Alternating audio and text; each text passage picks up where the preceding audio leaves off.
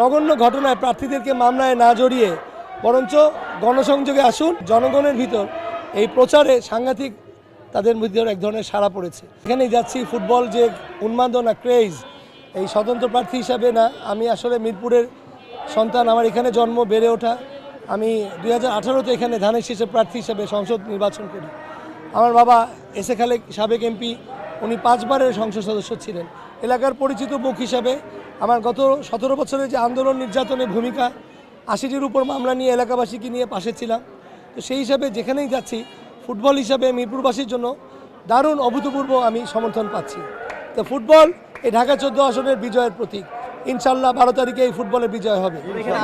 শুনলাম যে অন্য যে দলের প্রার্থীরা রয়েছে বা অন্য যে আপনার বিরোধী রয়েছে তারা কিছু কিছু ক্ষেত্রে যেমন আমার ব্যানারের উপর দিয়ে আরেকটা ব্যানার লাগানো বা বাধা দেয়া, এরকম বিচ্ছিন্ন ঘটনা ঘটেছে। আমরা নির্বাচন কমিশন এবং বিজ্ঞ ম্যাজিস্ট্রেটকে জানানো হয়েছে, বা সেগুলোকে আমি আমলে নিচ্ছি না এই কারণে যে জনসংযোগ ও জনগণের ভিতর এই প্রচারে সাংঘাতিক তাদের মধ্যে এক ধরনের সাড়া পড়েছে। কোকো ও শিয়া বাটারের ইউনিক কম্বিনেশনে তৈরি Natura expert care body lotion স্কিনের ড্যামেজ হিল করে, ত্বক রাখে সফট ও ময়েশ্চারাইজড। লুকিয়ে আর কতদিন, বাই বাই ড্যামেজ স্কিন। তারা চাচ্ছে আগামীতে নির্বাচনটা উৎসব মুখর পরিবেশে হোক।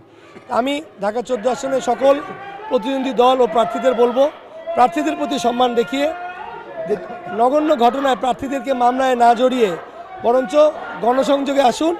যার যার ইশতেহার তুলে ধরি, জনগণ তাদের রায়, তাদের সুচিন্তিত মতামত দিন এবং তাদেরকে সহায়তা করুন তাদের ভোট প্রদানে। এই আহ্বানই আমি করব।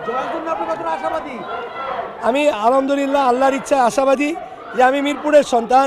আমি এস এ খালেক সাবেক এমপি, মিরপুরের অত্যন্ত শ্রদ্ধার ভরা একটি নাম। তো তার সন্তান হিসাবে, মিরপুরের সন্তান হিসাবে মিরপুরবাসী বাইরের লোক না, মিরপুরের ছেলেকেই বেছে নেবে বলে আমি বিশ্বাস করি।